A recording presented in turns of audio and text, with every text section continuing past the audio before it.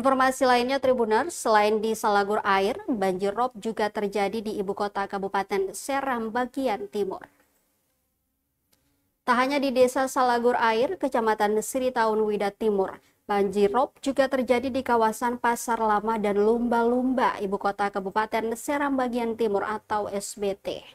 Pantauan tribunrambo.com Kamis 3 April 2025 sore, air laut memenuhi sejumlah ruas jalan.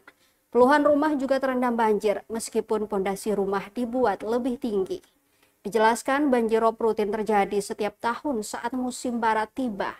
Kondisi makin parah bila diikuti hujan dengan intensitas tinggi. Ia pun mewakili warga terdampak berharap perhatian serius dari pemerintah Kabupaten SBT.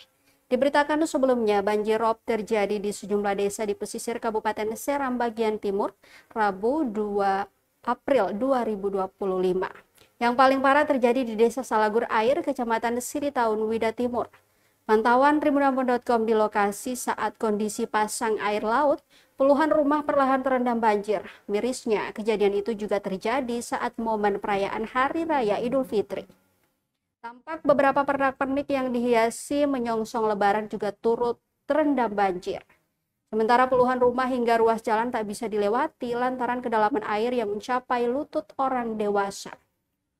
Alhasil, warga pun tak bisa dengan leluasa merayakan momen Lebaran untuk bersilaturahmi ke sanak dan keluarga mereka.